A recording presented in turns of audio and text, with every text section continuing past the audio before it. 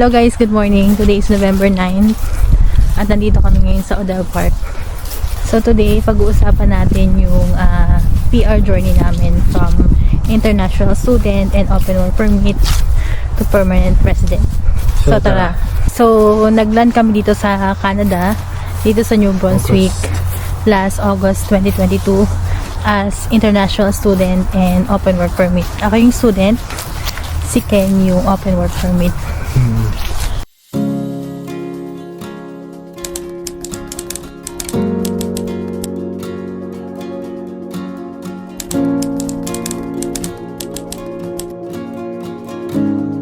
So Sunday ngayon, maganda yung araw.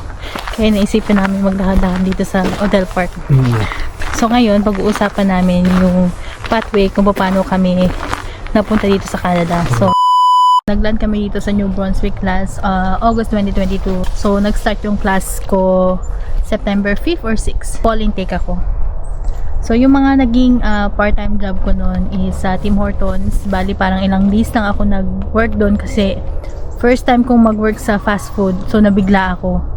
Sobrang busy, sobrang dami ng tao, sobrang pagod. Kaya yun, 3 days lang yung tagal ko doon. Then nag-work din ako sa Superstore. Isa siyang grocery store dito. Actually, nag-work din siya Superstore. So minsan nagkakasabay kami ng shift. So yun, nag-work din ako sa John Goto para siyang pharmacy dito as part-time din after school. So usually yung work schedule ko is 5 to 9. So 4 hours lang, minsan 5 hours. Magkano yung rate? Ang rate ko minimum lang. Sa mga sa mga Tim Hortons, John Goto, sa mga fast food dito, usually ang rate lang nila is minimum wage. So ngayon, ang minimum wage dito sa New Brunswick is, at that time, is $14.75. Pero ngayon, naging 15, magkano na ngayon? 15 something, 15.30? Ganon.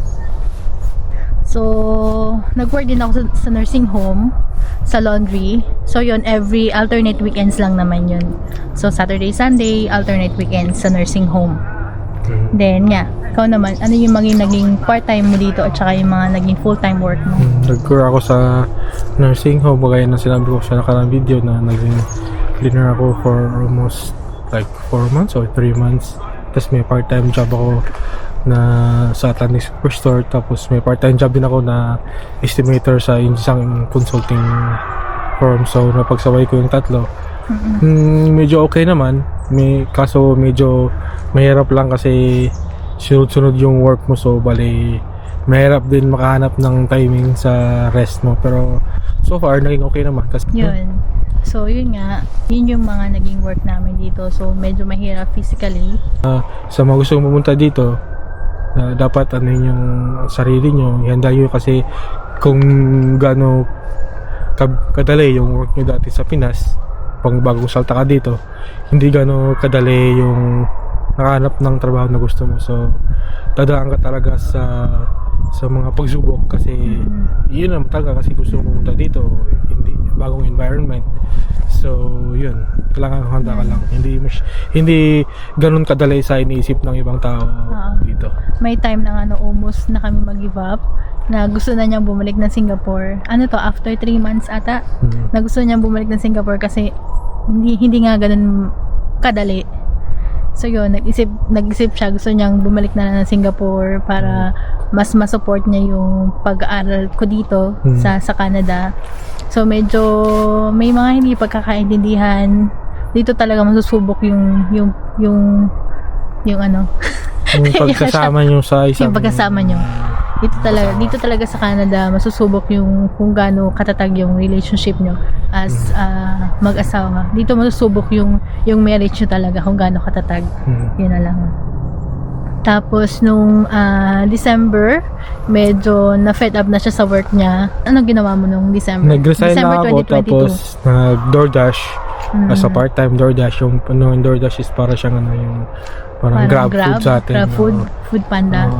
Tapos yung inisip ko, habang bago pa lang kami dito, maghanap ako ng employer na EIP designated. So, bali close din sa work ko. So, yun, nakahanap naman ako. Tapos, naswertean din. 4 months 5 months pa lang kami dito. Nag-resign ako sa work kasi gusto kong makahanap ng employer na EIP designated. Kasi yung goal ko talaga is ma-PR bago makagraduate si Mrs. So, 2 weeks ako walang trabaho nung December, pero nakakaya naman sa budget kasi nag-part-time ako ng DoorDash. So, eventually, na pakinig ni Lord yung dasal ko as a plan ko din na maghanap ng EIP. Natanggap ako sa isang EIP employer na closer din sa engineering na gusto ko. Oo, yun. So, bago siya mag-apply doon, kinukulit niya akong i-print ko yung resume mo sa school, di ba? Tanda mo yun. Tapos, parang ilang days kong hindi ko nagagawa kasi sobrang busy sa school, walang time mag-print. Tapos, nung kinulit na niya ako na i-print ko. So, pinulin ko. Then, after school ko, nung hapon, pumunta kami doon sa employer ko na nag-EIP sa akin. Oo. For the information pala guys, yung employer na yun, before kami pumunta dito sa Canada, ina-applyan ko na yon sa Singapore. So, Online. nakausap ko na yung HR, pero hindi ako tinatawagan. Simula nung namating kami dito, nag-apply ako online, hindi ako tinatawagan. Nung nagtrabaho ako sa superstore, nakilala ko din yung supervisor. So, nang tanong ako sa kanya. So, sabi niya, punta daw ako sa shop niya. So, doon ako parang may chance. So, kahit anong work ako doon, punta ako sa shop, hinahanap ko siya. Tapos, sinamit yung resume. Tapos, kinabukasan, interview ako. Tapos, kinabukasan, hinayar na ako.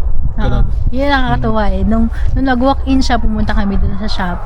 Tapos, baka naman sabihin nila kung anong shop yun. Ano siya, para siyang ano nga tawag doon? Fabrication shop. So, pumunta kami doon, nag-walk-in siya, nagpasa siya ng resume, then after na umuwi na kami sa bahay. So, matutulog dapat kami that time na yon. Tapos sabi niya, hindi daw niya i-silent yung phone niya, baka tumawag. So, hindi pa kami natutulog noon, biglang tumunog yung phone niya. So, yung call na yon from doon sa shop na yon, sa company na yon, tinawagan agad siya. Then, yun. So, na-hire ka ng December, then nag-start ka January 2023. So, ano yung PR pathway natin na nag-apply tayo ng PR? So, after 3 months ko sa work, yung sa bagong employer, nagtanong na ako sa HR kung pwede ba ako mag-apply ng PR under ng EIP kasi EIP sila. So, luckily, pumayag sila kasi medyo medyo mabait talaga sila, hindi medyo. So, yun, after 3 months, hinanda ko na yung requirements. So ito pala yung requirements na hinanda namin na kailangan namin. Yung unang requirements is IELTS or CELPIP. So kailangan mo ma-meet yung language test level. So ako NOC tier 2 ako. So kailangan ko ma-meet yung CLB level 5. So nag-take ako nung March or April. Okay naman, na-meet ko yung CLB requirements. Tapos sinenda ko na yung job description ko sa previous work ko, employer. Kaya ako nag-apply after 3 months kasi related yung work ko ngayon, nung nag-apply ako sa previous work ko. So, hindi ko na kailangan maghintay ng 1 year. So, yun yung paraan ko para mag-apply agad. Isa pang requirement is yung WES, yung for immigration, yung credential assessment mo sa school, which is meron na ako nun, matagal na. Tapos ano pa? Hindi na tayo nag-medical nun, di ba? Hindi na kami nag-medical nun kasi dumating kami 2022, nag-apply ako 2023 earlier. So yung ginamit namin, yung luma naming IME for medical. So yun lang yung sinabit namin. Then sa biometrics, hindi na kami pinagbayo. Mamaya sasabihin namin kung ano yung nangyari sa bio namin, sa timeline namin. So yun yung mga requirements. So yung PR pathway namin is Atlantic Immigration Program, so AIP. So dito lang siya sa Atlantic Provinces, yung pathway na yun. So siya yung main applicant, kasi siya yung open work permit. Then so sabihin namin yung aming PR timeline. Na-receive namin yung ITA March 31, 2023. Same day, sinamit namin sa INB, which is New Brunswick, ang aming application for endorsement. So, provincial endorsement siya. After almost 2 months, mga 2 months siguro, May 30, 2023, natanggap namin yung endorsement ng province sa New Brunswick. Endorsement certificate. Yes, yun yung kailangan para maka-apply ka ng PR sa IRCC. Then, June 3rd, 2023, nag-submit kami ng PR application namin. Then, September 26, 2023. So, June, July, August, September. So, after 3 months, na-receive namin yung AOR, which is Acknowledgement of receipt. Acknowledgement of receipt. So, natanggap namin yung AOR namin ng September. Nag-apply kami ng June 2023. Then, dun sa portal, October 23, 2023, nag-reflect na yung medical pass namin. Then, October 22, 2023, dumating na yung pre-arrival letter namin through email to, no? Or sa portal. Email. Through email. Then, October 24, 2023, naka-receive na kami ng Portal 1 via email, which is, i-applyan mo yung email with the with all your informations. Then, after 24, 25, 26, 27, after 3 days, October 27, 2023, naka-receive na kami ng Portal 2, which is confirmation for permanent resident na yun, no? Medyo ano siya, yung almost, siguro, let's say, 90% na? 95. Kasi, 95%. after ng Portal 2, hintayin mo lang yung CPR. Yun yung parang letter talaga na, ano, na letter of confirmation. Then, After 2 months? October, November, December, January. November, December. Mga 2.5. 2.5 months na natanggap na namin yung ECOPR. So, yun talaga yung legal letter na, or document na Masabi mong confirm PR ka na na. PR ka na. Oo. So, that's electronic confirmation of permanent resident. Then, after 8 days or 10 8 days. After 10 days, natanggap na namin yung to be exact, January 24, 2024, na-receive na namin yung PR cards via mail. Via mail. Then, that time, student pa rin ako. Last term ko na noon, winter 2024. So, yun, kinausap ko yung school kung eligible na ba ako for domestic rate for tuition fee. So, nakuha ko yung domestic rate for that term. So, for your information guys, malaking tulong talaga pag ma-PR ka na agad while nag-study yung partner mo. Kasi, imaginein mo, yung for example, sa tuition fee sa per semester is, let's say, 10K? Per sem? O per year? Per year is 10K. Ang kung ma-PR ka na, ang babayaran mo lang is 1,600 1,600 lang. So, napakalaking bagay talaga. Nakasave kami dun sa, sobrang nakasave sa kami part dun. na yan. So yung 1,600 lang yung binayad ko ng winter nung last term ko.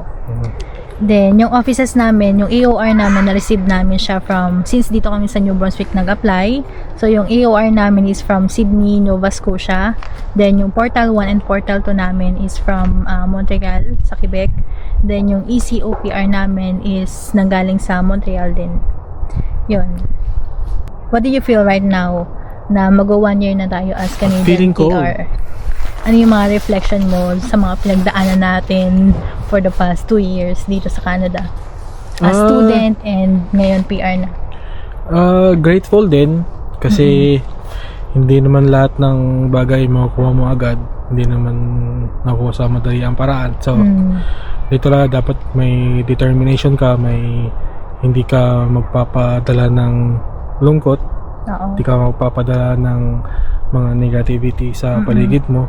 Yeah. So, though 10 years na kami, ako 8 years na akong OFW, siya 10 years. Nung paglipat namin dito sa Canada, nung mga first 3 months, nandun pa rin yung homesick. Kahit matagal na kaming OFW. Kasi, ewan ko, dahil winter, dahil sa panahon, wala masyado activity, hindi kami masyado makagalaw that time. Nung first 3 months namin kasi wala pa kami sasakyan. So, by school lang kami, naglalakad kami sa snowstorm, di ba? Yan. So, expected na yun kasi alam mo naman na may season dito na different season. So, expected mo na magiging ganun yung ano. So, nasa sa'yo na yan kung paano ka mag-react. Either positive mo siya i-approach or negative. So, kahit saan naman may struggle eh. Kahit nga nasa Pinas, nag-struggle kayo dyan, di ba? Kahit sa Pilipinas, kahit dito sa Canada, kahit mag Australia kayo, kahit mag UK kayo, US or Canada, kahit saan naman kayo pumunta, may struggle yan sa simula. Pero after naman nun, so para siyang pace lang sa life. Just follow your direction. Oo, pace lang siya sa life mo na kailangan mo i-overcome. So yun, yung pagpunta namin dito, masabi namin na worth it siya.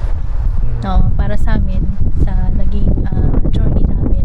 Ano naman yung masasabi mo sa mga nawawala na ng pag-asa dahil madaming changes ngayon sa immigration?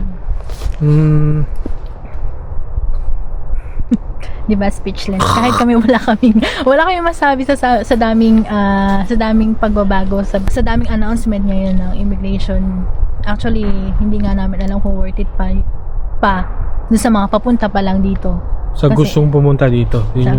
Yung point namin na worth it is sa mga gustong pumunta dito. Hindi yung nandito na kami. Yung nandito ka na worth it pa ba? Hindi. Yung sa mga gusto pang pumunta dito or nagbabalak pang pumunta dito. So, sa mga gustong mag-Canada, Australia, UK or US, ano lang, kahit saan naman kayo pumunta, may struggle yan. So, dapat lang ihanda yung sarili talaga sa mga mangyayari. Para sa akin, since madaming changes ngayon, if single ka or may partner ka, assess yourself or ask yourself, not one time, mas magandang 10 times or 20 times, i-assess mo yung sarili mo, tarungin mo yung sarili mo kung handa ka na ba or kaya na ba, tarungin mo din yung mga consequences na anong mangyayari, tapos kung anong mga plano mo, kung matatanggap mo yan, kung madaan mo yan kung nandito ka na. So it's better na i-assess mo yung sarili mo as many times as you want para before ka mag-decide na push through ka dito, kasi may expenses din na kailangan mong ihanda, isa din yun. Tapos yung sarili mo, kasi hindi lang sa nakikita mo sa mga video na madali yung buhay or madali makapunta dito. Meron din siyang advantage at disadvantage. So yung iba na madali lang yung process nila, yung iba is mahirap din, so depende din. So yun, yun lang yung masasabi ko. So sa dami ng changes ngayon, is either i-assess nyo talaga yung sarili nyo before kayo mag-decide na pumunta dito. Kung saan kayo pupunta, hindi lang dito sa Canada. Although maganda dito to yung paano ka lang makapasok dito ngayon sa current situation sa 2024. Paano ka makapasok. So need yung mag-decide both partner, if mauna ba si partner or Magkasabay kayo. Kasabay. Kasi advantage talaga na magkasabay kayo, kasi yung partner mo either makaka-apply ng PR, pero sa changes ngayon hindi na siya ganun kadali. Meron na siyang mga certain requirements or meron na siyang mga rules. So yun.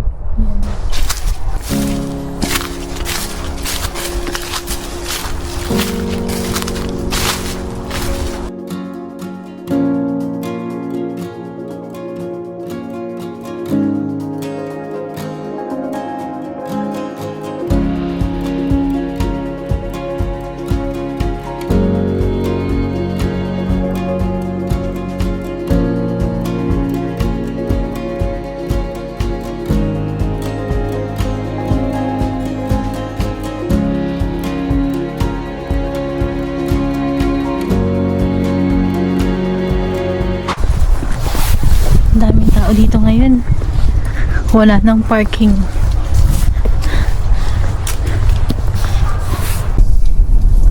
Sobrang lamig na ngayon.